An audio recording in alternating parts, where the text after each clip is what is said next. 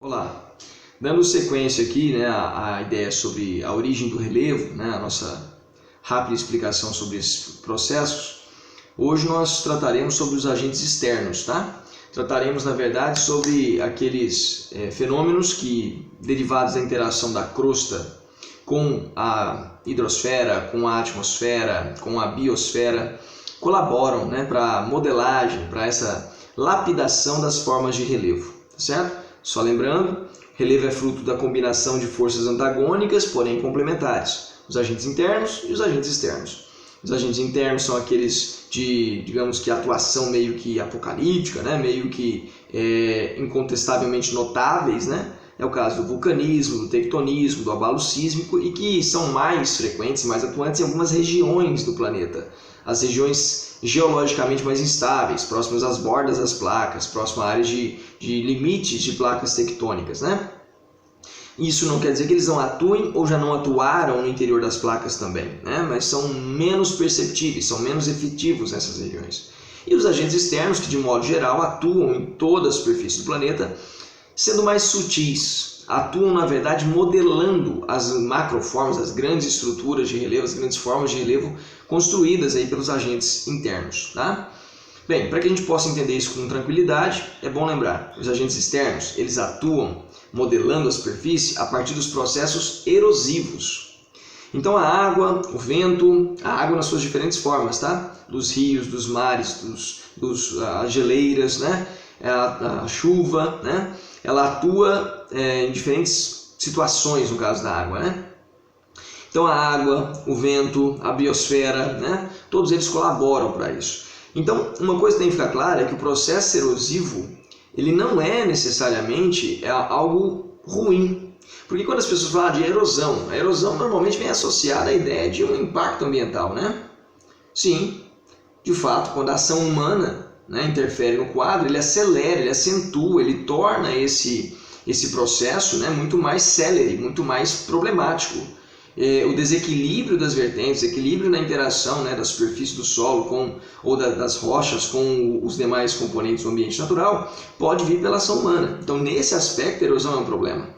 A erosão nas atividades agropecuárias diminui drasticamente a capacidade produtiva, a produtividade das áreas, porque leva embora nutrientes importantes, partículas importantes do solo. Mas a erosão por si só é um processo natural. Mesmo num ambiente ecologicamente equilibrado, sem intromissão humana, acontecerá a erosão. A erosão é um mecanismo pelo qual o relevo é modelado, pelo qual os materiais são removidos de um lugar para outro, Há uma dinâmica erosiva natural, que nós fazemos, lamentavelmente, na maior parte do tempo interferimos no ecossistema, é desequilibrá-lo, e nesse aspecto acelerar o processo de erosão, que pode culminar com a perda da produtividade dos solos, pode culminar no assoreamento de um rio, pode culminar em uma série de problemas, Fossorocamentos, ravinamentos e assim por diante, Mas enfim, nesse caso, para que eu tenha um processo de erosão, eu preciso pensar em 3 etapas. Eu tenho a etapa, que é o intemperismo, a meteorização do material rochoso, a soltura de partículas que possam ser transportadas, portanto, Tenho também o transporte, o deslocamento desse material de um lugar para outro e a sua deposição. Então a erosão ela se dá em 3 etapas. Desgaste, que na verdade é a meteorização, o intemperismo, o transporte e a deposição, certo? Lembrando que erosão também pode se chamar de denudação, Então olha lá, para que eu tenha a meteorização, para que eu tenha a soltura de partículas possíveis de serem transportadas pelos agentes externos, eu preciso disso, Eu preciso do intemperismo, E lembrando, o que é intemperismo? Intemperismo são processos de origem físico-química e biológica que instabilizam a estrutura da rocha. Então podem instabilizar física e mecanicamente quando, por exemplo, a rocha, durante um dia muito quente, ela se dilata e durante a noite ela se contrai. Dilatação, contração pela variação acentuada de temperatura, acaba fadigando a estrutura da rocha e ela se parte, ela quebra, ela apresenta uma série de diáclases na sua formação, Gerando assim partículas menores que poderão ser transportadas depois. Ao mesmo tempo, isso sugere para mim que esse tipo de intemperismo é mais comum em áreas com grande amplitude térmica. E sim, de fato é. Áreas com grande amplitude térmica, exemplo de zonas áridas e semiáridas, são aquelas que normalmente convivem com um agente do intemperismo físico mais marcante. O intemperismo físico ali é dominante na área. Ao mesmo tempo, galera, quando a gente pensa o ambiente mais quente e úmido, aí nós pensamos na ocorrência mais comum do intemperismo químico e biológico, tá? Porque a água é o principal mecanismo no caso do intemperismo químico e o biológico está atrelado a, digamos que, subprodutos ou excrementos, né, substâncias derivadas do metabolismo ou da ação de alguns seres, da própria ação de algum ser vivo naquela região, tá? Então, quando eu penso, por exemplo, a ocorrência das chuvas, né, um ambiente tropical ou equatorial, chove muito e, ao mesmo tempo, a temperatura média é positiva ao longo de todo o ano, praticamente, né? E isso faz com que as reações químicas se acelerem.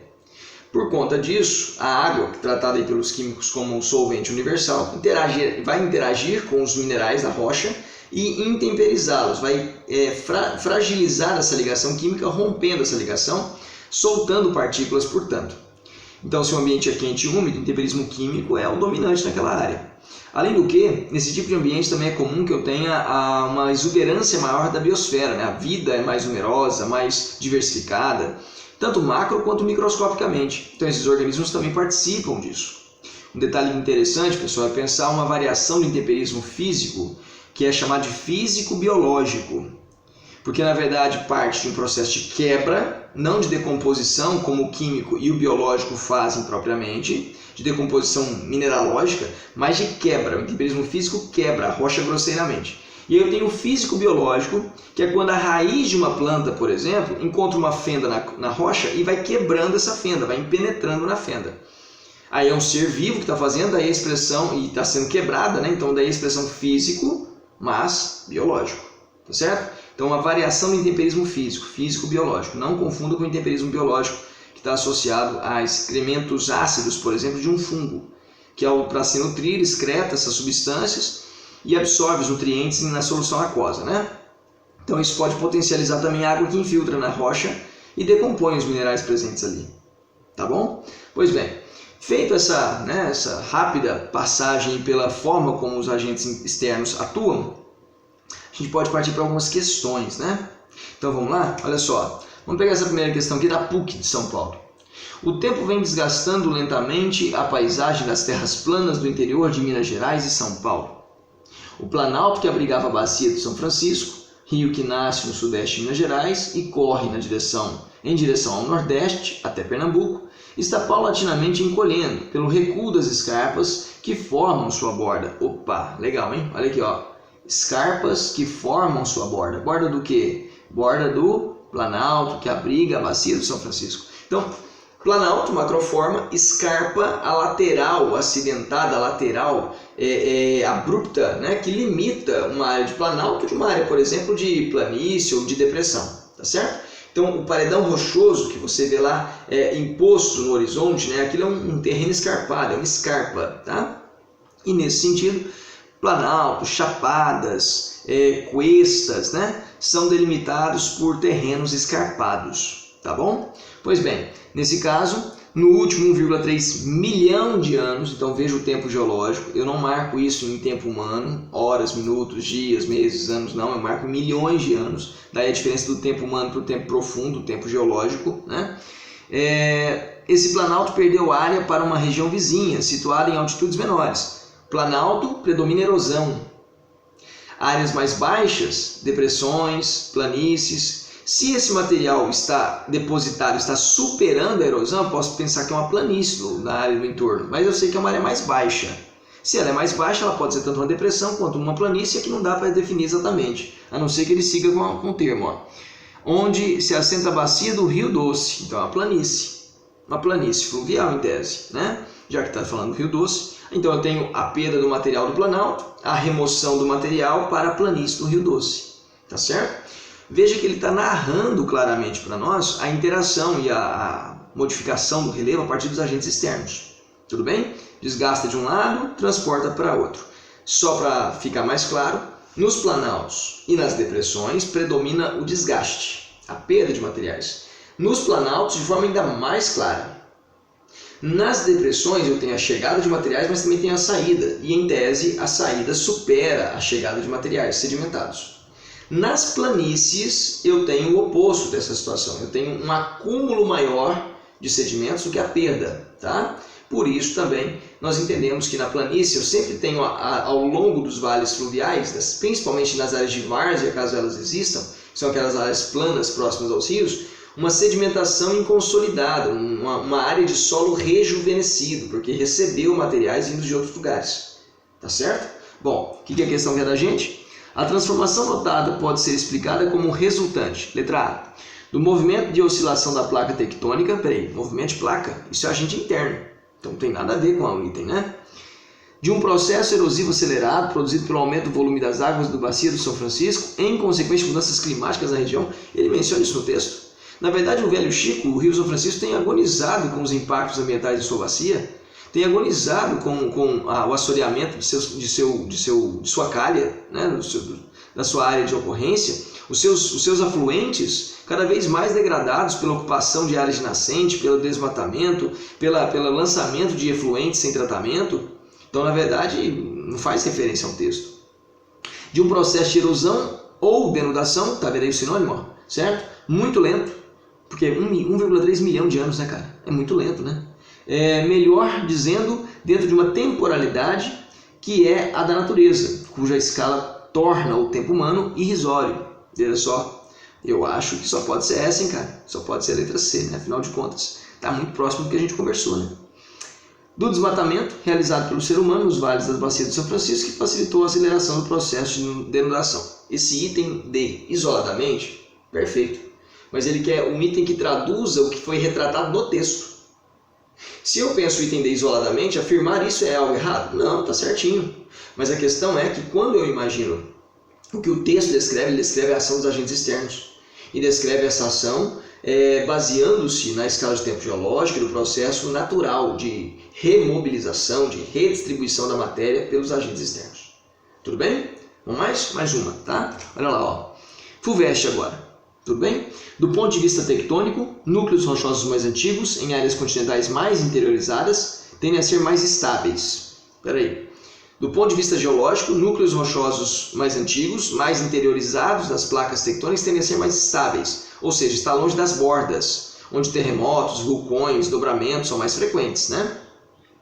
E mais estáveis geologicamente, ou seja, menos sujeitos a abalos sísmicos e a deformações, que é o diastrofismo. As deformações de crosta promovidas pelas forças internas são os diastrofismos, né?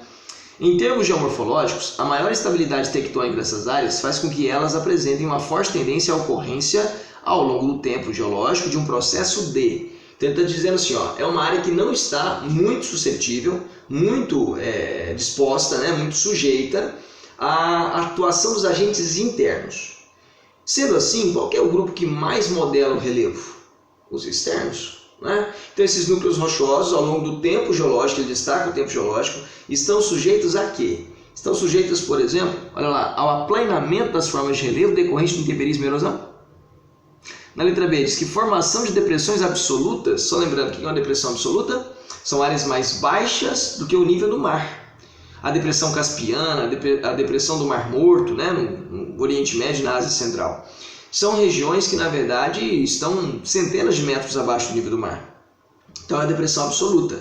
Depressões relativas são aquelas que ocorrem no Brasil, por exemplo, onde você tem áreas mais baixas do que as do entorno, mas não abaixo do nível do mar. Tá certo? Então, não é o caso, porque a depressão absoluta estaria associada normalmente a abatimento de estrutura rochosa e fenômenos tectônicos, né? Formação de cânions, lembra, cânions são, na verdade, os vales fluviais, os vales em V. E ele não narrou a existência de um rio no enunciado. Produção de desníveis topográficos acentuados, resultante da contínua sedimentação dos rios.